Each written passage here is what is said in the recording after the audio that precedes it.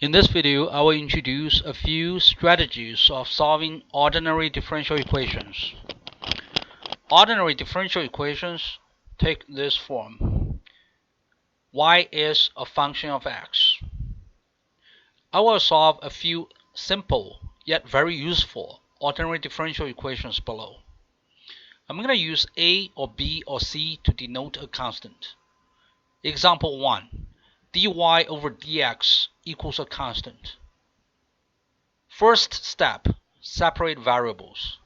Both sides multiply by dx.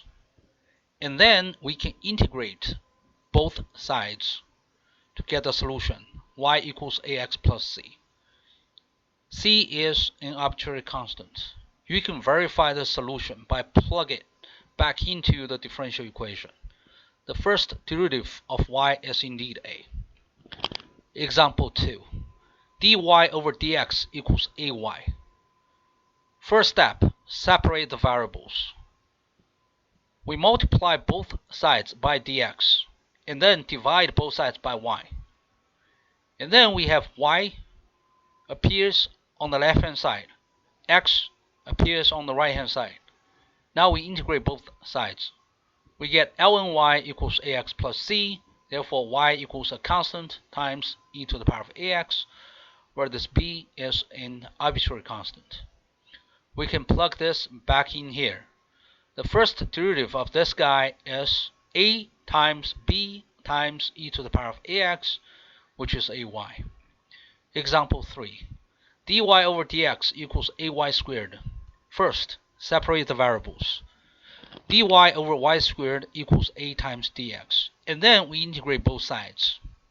Therefore, negative 1 over y equals ax plus c, where c is an arbitrary constant. More generally, dy over dx equals a times y to the power of n. Again, divide both sides by y to the power of n, and then multiply both sides by dx. Now we integrate both sides. We have 1 over 1 minus n times y to the power of n minus 1 equals ax plus c. C is an arbitrary constant. And over here, you can see n cannot be 1. What if n equals 1? If n equals 1, that's example 2 here. This is when n equals 1. Example 5. The second derivative of y equals y. We first take an educated guess, y equals e to the power of x. And then let's validate or invalidate the guess. We take the second derivative of y, which is e to the power of x. It's indeed y, therefore the guess is validated. What if the guess is wrong? Well, propose another better guess and then verify it. So now we have this solution. And then step 3, generalize the solution. Let's try y equals e to the power of negative x. Plug this in here. The second derivative of e to the power of negative x is e to the power of negative x. It's validated. And then we can further generalize the solution by taking the linear combination of e to the power of x and e to the power of negative x. And we can verify this here.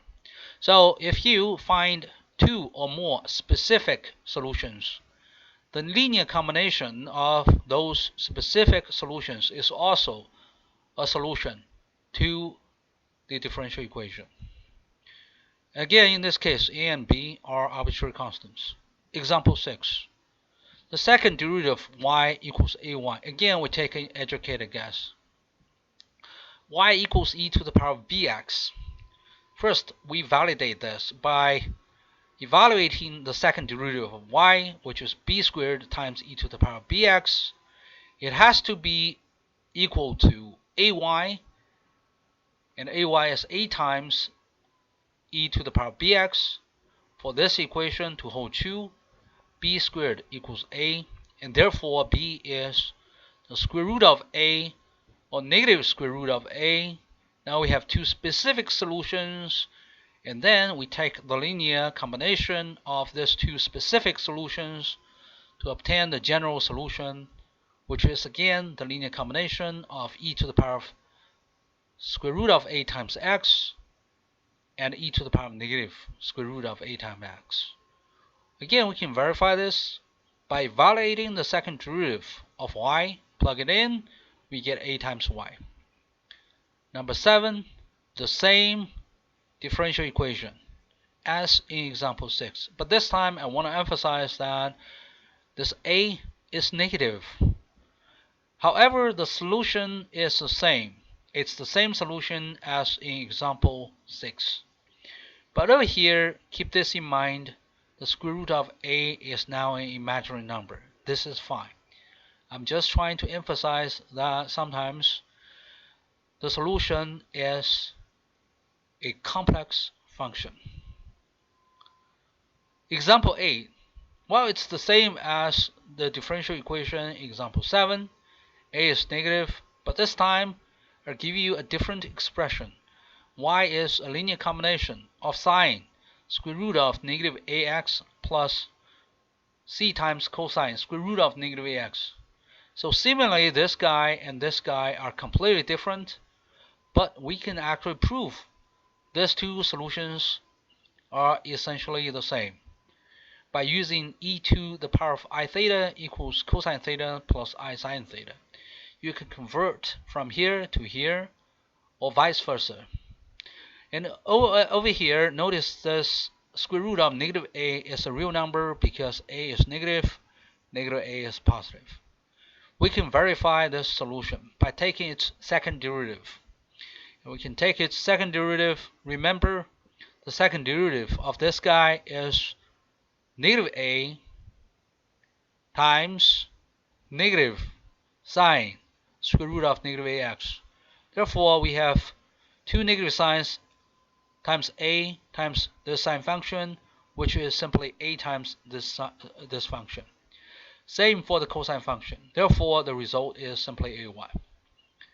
In summary, if you can separate the two variables in the ordinary differential equation, and then you can integrate both sides, each side containing only one variable.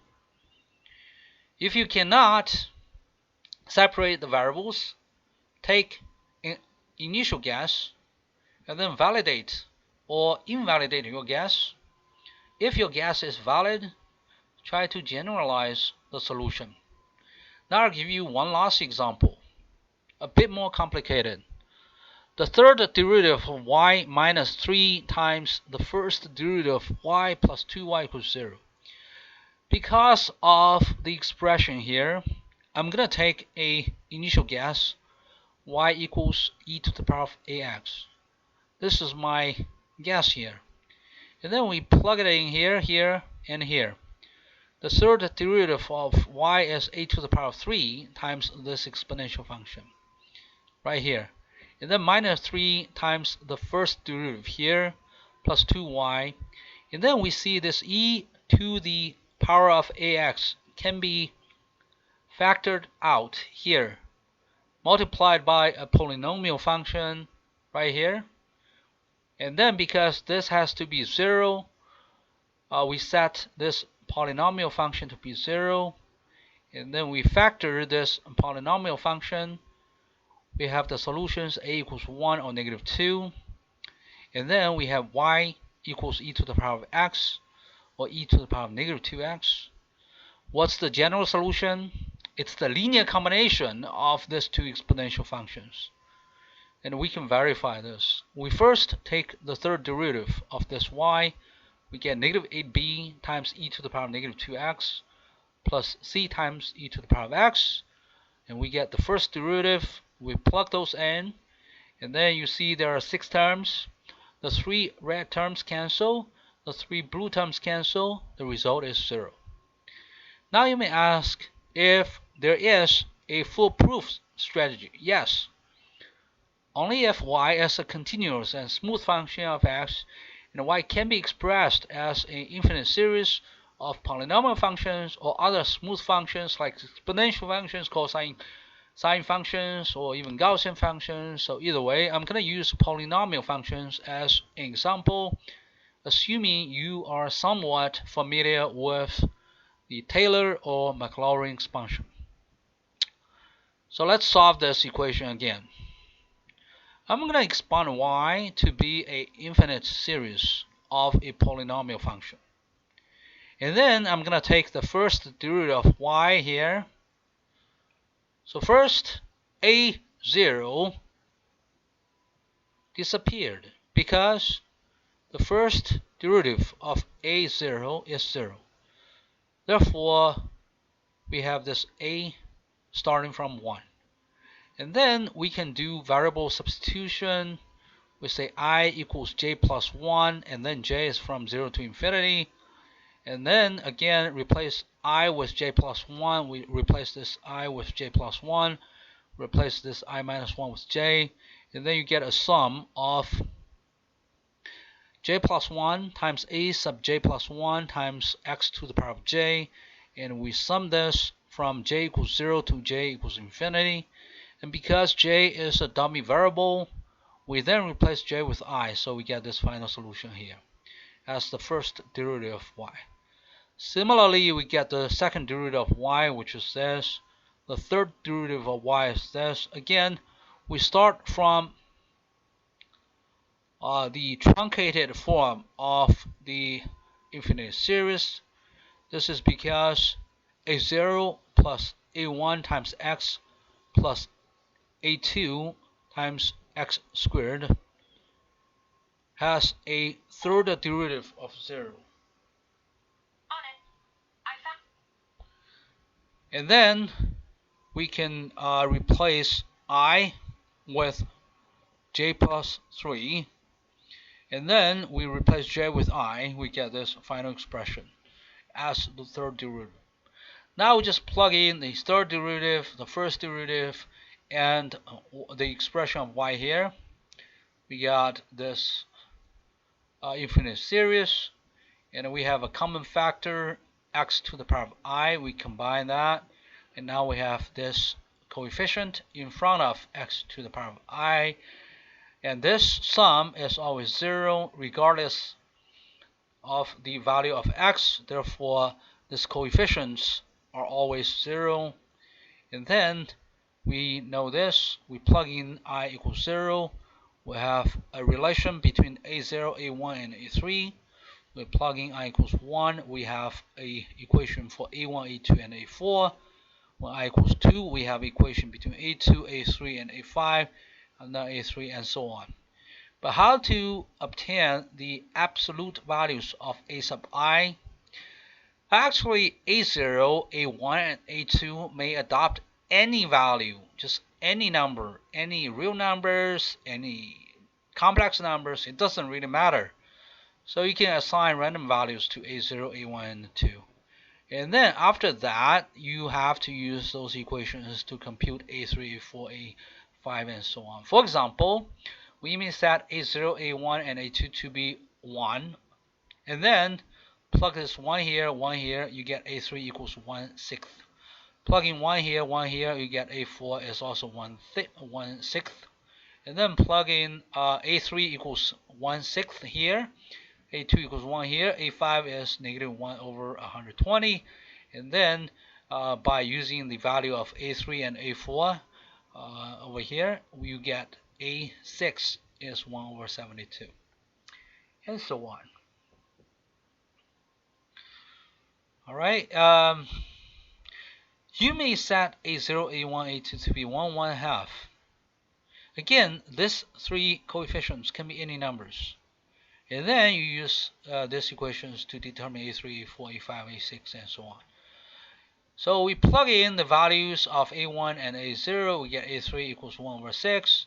We plug in the value of a1 and a2, we get the value of a4, and so on. So we get 1/6, 1 over 24, 1 over 120, 1 over 720. If you are sensitive to factorials, this is 1 over 3 factorial, this is 1 over 4 factorial, 1 over 5 factorial, 1 over 6 factorial. So really, you're getting the Taylor expansion of e to the power of x.